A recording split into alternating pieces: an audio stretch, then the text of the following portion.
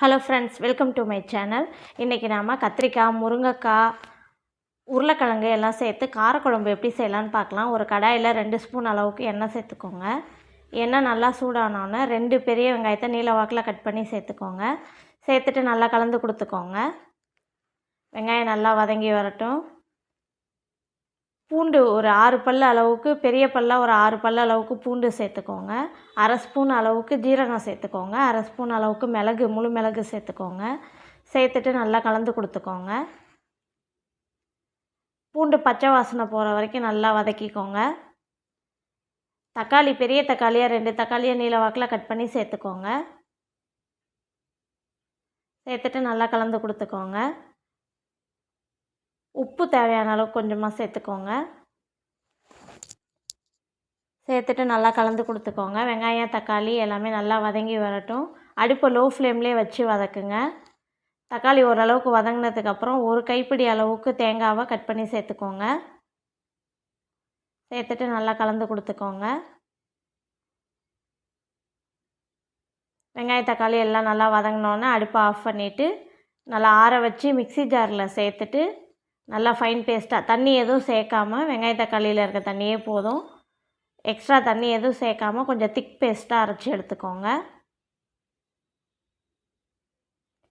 ஒரு கடாயில் 2 ஸ்பூன் அளவுக்கு எண்ணெய் சேர்த்துக்கோங்க. எண்ணெய் நல்லா சூடானோன்னே 1 ஸ்பூன் அளவுக்கு கடுகு உளுந்து சேர்த்துக்கோங்க. கடுகு நல்லா பொரிஞ்சோன்னே ஒரு 1/4 ஸ்பூன் அளவுக்கு வெந்தயம் சேர்த்துக்கோங்க. ஒரு பெரிய வெங்காயத்தை நல்லா பொடியாக கட் பண்ணி சேர்த்துக்கோங்க. சேர்த்துட்டு நல்லா கலந்து கொடுத்துக்கோங்க.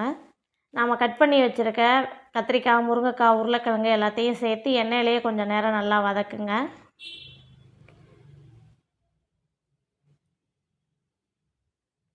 நல்லா எண்ணெயில் வதக்கிட்டு ஒரு அரை ஸ்பூன் அளவுக்கு மிளகாத்தூள் சேர்த்துக்கோங்க. நான் வந்து மிளகு சேர்த்துருக்கிறதுனால மிளகாத்தூள் அரை ஸ்பூன் மட்டும்தான் சேர்த்துருக்கேன். உங்கள் காரத்துக்கு ஏற்ற மாதிரி சேர்த்துக்கோங்க. 1/2 ஸ்பூன் அளவுக்கு தனியாத்தூள் சேர்த்துக்கோங்க.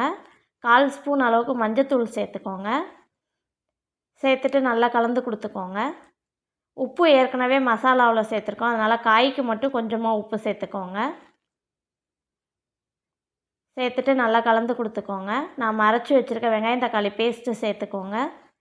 சேர்த்துட்டு நல்லா கலந்துக்கோங்க. இந்த குழம்பு வந்து சாதத்துக்கும் நல்லாயிருக்கும், தோசைக்கும் சூப்பராக இருக்கும். வீட்டில் செஞ்சு பார்த்துட்டு கமெண்ட் பண்ணுங்கள். தண்ணி உங்கள் குழம்போட திக்னஸ்க்கு ஏற்ற மாதிரி தண்ணி சேர்த்துக்கோங்க.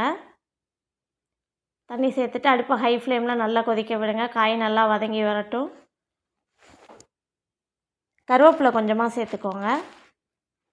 காய் நல்லா வெந்து வந்தோடனே ஒரு சின்ன எலுமிச்சம்பழம் அளவுக்கு புளி கரைச்சி சேர்த்துக்கோங்க. சேர்த்துட்டு புளி பச்சை வாசனை போகிற வரைக்கும் நல்லா கொதிக்க விடுங்க. அவ்வளோதான் ஃப்ரெண்ட்ஸ், நம்மளோட காரக்குழம்பு ரெடி ஆயிடுச்சு. வீட்டில் செஞ்சு பார்த்துட்டு கமெண்ட் பண்ணுங்கள். சேனல் பிடிச்சிருந்துச்சுன்னா லைக் பண்ணுங்கள், ஷேர் பண்ணுங்கள், சப்ஸ்கிரைப் பண்ணுங்கள்.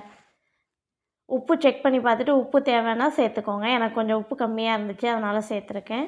இது வந்து சாதம், தோசை எல்லாத்துக்குமே சூப்பராக இருக்கும். டேஸ்ட் பண்ணி பாருங்கள். தேங்க்யூ.